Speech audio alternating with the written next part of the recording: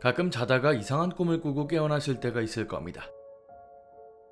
꿈을 통해 섬뜩하거나 기이한 광경들을 보면 잠이 다 깰 수밖에 없겠죠. 꿈은 인간의 무의식을 반영한다고 하며 합리적인 사고가 아니라 비합리적인 구조로 구성됩니다. 즉, 나도 전혀 모르는 사건이 꿈에 반영된다는 것이죠. 그렇기 때문에 꿈이라는 걸 해석하려는 노력도 많이 하는데요. 해몽이라는 것은 꼭 정해져 있는 정답은 없습니다. 단지 인간이 그렇게 믿고 싶거나 특정 꿈을 꾸면 이렇게 된다는 결과론적인 해석일 텐데요. 그 중에는 굳이 해몽을 하지 않더라도 스스로가 본능적으로 꿈을 이해할 때도 있습니다. 예를 들어 꿈에서 누군가 나타나 절대 남쪽으로 가지 말라고 했다면 깨어났을 때 본능적으로 이게 심상치 않다는 걸 느끼고 정말 남쪽으로 안 갈 수도 있겠죠. 이렇듯 인간은 꿈을 통해 자신의 미래를 예지하기도 하는데요. 오늘 이야기에서는 이런 사례 중 섬뜩한 이야기를 보실 수 있을 겁니다. 가시죠. 안녕하세요. 지금으로부터 6개월 정도 전에 실제로 있었던 일이지만 과연 이게 정말 있었던 일인 걸까? 진짜 나에게 일어난 일인가 싶을 정도로 섬뜩합니다. 저는 경기도 모처에 살고 있는 평범한 가장으로 늘 그렇듯 회사와 집을 반복하며 가정을 위해 열심히 일을 하며 살고 있습니다. 아이들도 장성했고 주변 사람들도 슬슬 은퇴를 하고 있는 시기라 부부 동반 모임이 점점 많아지는 시기인데요. 저희 부부와 친하게 지내는 직장 동료 부부가 있고 근처에 살기도 하지만 워낙 오래 봐왔던지라 이제는 스스럼 없이 지내고 있죠. 작년 9월 회사 일을 마치고 집으로 돌아가던 중 동료에게 연락이 와서 집 근처에 있는 호프집에서 간단히 맥주를 마시게 되었습니다. 이런저런 사는 이야기를 하던 도중 집에 있을 아내들도 오라고 해서 같이 술을 마셨죠. 어느 정도 분위기가 무르익었을 때 함께 여행을 가는 게 어떻겠냐고 제안을 하더군요. 동반으로 여행을 간 적도 몇 번 있었기 때문에 흔쾌히 수락했습니다. 강원도에 있는 안반대기에 가서 좋은 경치도 구경하고 맛있는 음식도 먹으면서 늦은 여름 휴가를 가자는 것이었죠. 그 당시 기점으로 2주 뒤 주말에 1박 2일로 가기로 픽스하고 그날은 집으로 돌아왔습니다. 다음날 빠르게 숙소를 잡고 근처에 어디를 갈지 동선을 짜기도 했죠. 그런데 3일 정도가 지났을 무렵 집에서 저녁을 먹고 있는데 식탁 반대편에 앉아있던 아내가 아무 말 없이 허공을 쳐다보고 있는 겁니다. 무슨 일이라도 있는 건가 싶어 물었지만 아내는 그 물음도 못 들었는지 말없이 있더군요. 그래서 재차 무슨 일 있냐고 물었더니 그제서야 정신이 든 것처럼 저를 쳐다보고는 말을 하려고 하다가 그냥 얼버무리며 넘어갔습니다. 평소에도 이런 적이 있었지만 보통 고민거리가 있으면 이런 행동을 했기에 혹시 몰라서 다시 물었지만 역시나 별 대단한 거 아니라고 어물쩍 넘어갔습니다. 저희는 워낙 오랫동안 같이 살았기 때문에 서로 고민이 있으면 가감없이 이야기합니다. 이 정도로 물었는데도 대답이 없는 거면 정말 대단한 게 아닌 거라고 생각이 들었죠. 그렇게 주말을 맞아 아침에 눈을 떴는데 보통 제가 주말에는 12시까지 잠을 잡니다.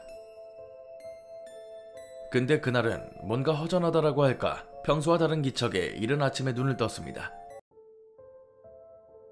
앞을 보니 와이프가 침대에 가만히 앉아서 손톱을 물어뜯고 있더군요. 자다가 그대로 일어난 자세로 앉아서는 멍 때리고 있는 걸 보니 처음에는 살짝 놀랐습니다. 그래서 당신 왜 그러고 있냐고 물으니까 갑자기 제 쪽으로 돌아앉아서는 심각하게 쳐다보더군요. 그러더니 자꾸 요새 이상한 꿈을 꾼다고 말하는 겁니다. 뜬금없이 꿈이라는 게 무슨 말이냐고 되물었죠. 연애까지 하면 30년가량을 함께 지냈는데 꿈 이야기는 정말 처음이었습니다. 이번 주부터 잠만 자면 계속 같은 꿈을 꾼다고 하더군요. 1년에 꿈을 몇 번 꾸지도 않는데 이렇게 꿈을 꾼 건 처음이랍니다. 게다가 그 꿈이 단 하나도 변함없이 똑같은 꿈이라는 거죠. 꿈의 내용은 이랬습니다. 아무도 없는 허허벌판에 와이프 혼자 가만히 서 있는 것으로 시작됩니다. 그리고 어디선가 승합차가 나타나는데 꼭 자기를 태우러 온 것처럼 바로 앞에서 멈춘답니다. 자동으로 문이 열리는데 그 안을 보면 전혀 일면식도 없는 사람들이 앉아있대요. 근데 하나같이 표정이 너무 우울하고 마치 우환이라도 있는 것처럼 슬퍼 보인다는 거죠. 할머니 할아버지부터 어린아이까지 차에 모여 앉아있는데 그런 모습을 보고 있으면 자신도 모르게 그 차에 올라탄다는 겁니다. 대체 내가 왜 이 차를 타야 하는 건지 전혀 알 수가 없다는 거죠. 차에 타면 저절로 문이 닫히고 시동이 다시 걸리더니 차는 출발합니다. 앉아서 주변을 둘러보면 여전히 사람들은 서로를 보지 않고 있고 땅만 내려다본 채로 꼭 죽을 사람들처럼 가만히 앉아있답니다.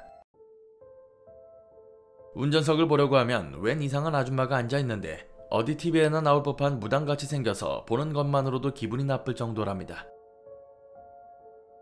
어디로 가는 거냐고 누구시냐고 몇 번을 물어보는데 신기하게도 본인 입에서는 아무런 소리가 안 들린답니다. 아무리 말을 하려고 해도 한마디도 할 수 없다는 것이죠. 그렇게 차는 한참 달려 어디론가 향하는데 이 와중에 바깥 풍경은 보이지도 않아서 어디로 가고 있는 건지 여기가 어디인지 전혀 알 수가 없었고요. 차가 멈추고 나서는 탔을 때와 똑같이 자동으로 문이 열리고 의도와는 상관없이 차에서 내리게 되는데 앞에 펼쳐지는 광경이 너무나도 섬뜩하다고 하더군요. 셀 수도 없을 만큼 많은 사람들이 몇 개의 줄로 나뉘어 걷는데 역시나 똑같은 표정으로 울상인 채로 줄을 따라 걷는다는 겁니다.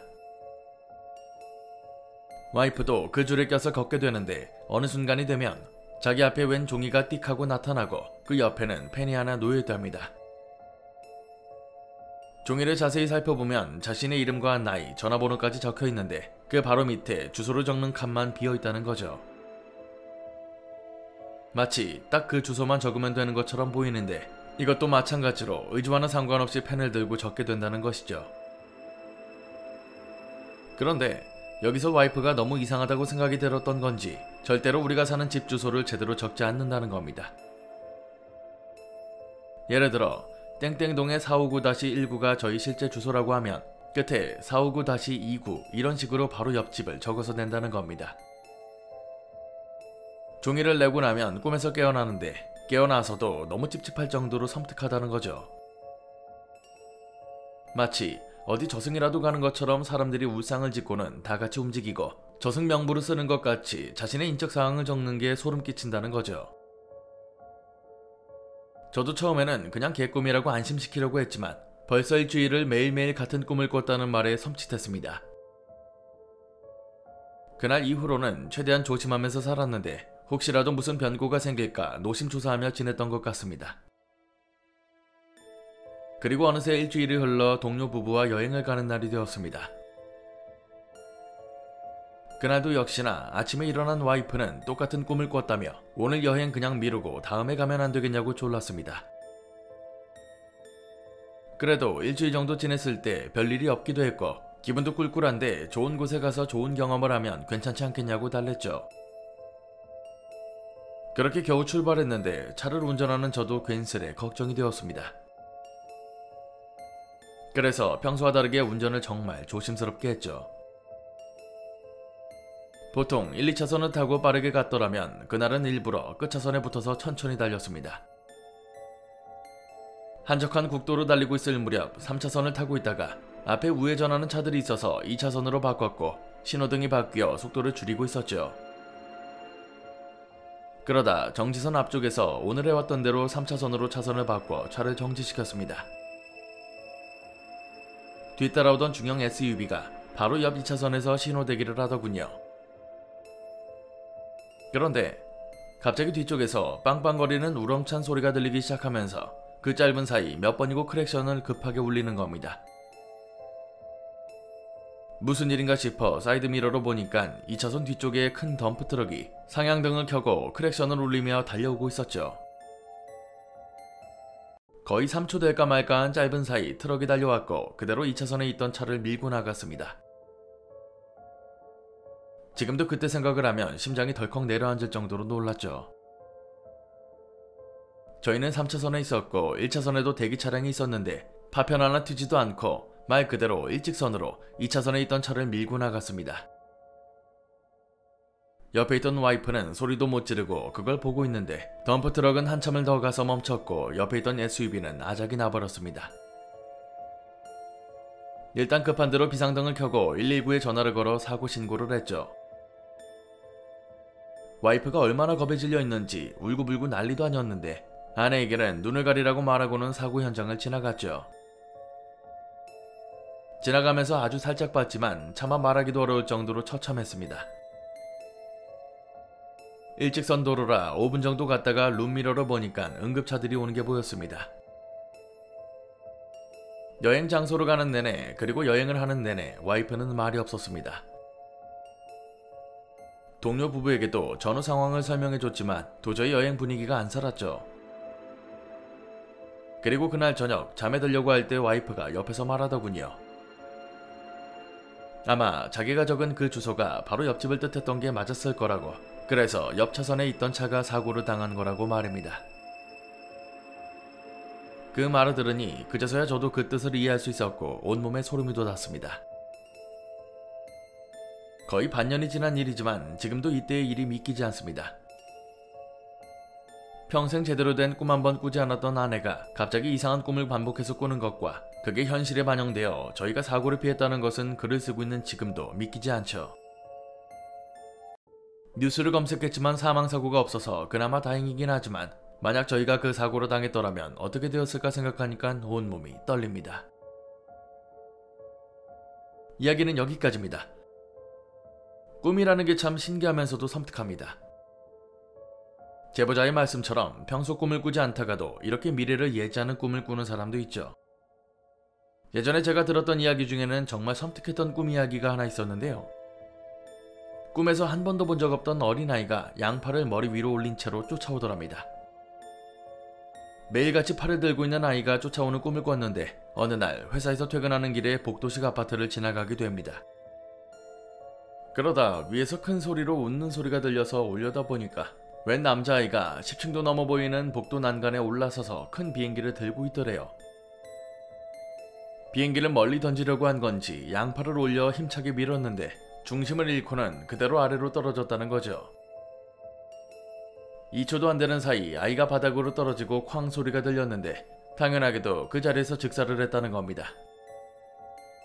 자신이 보는 앞에서 어린아이가 추락해 죽었다는 게 너무나도 섬뜩한데 문제는 그 아이가 비행기를 날리던 모습 그대로 추락하면서 꿈에서처럼 양팔을 위로 든 채로 그대로 떨어진 게 10수년이 지나도 안 지워진다는 겁니다.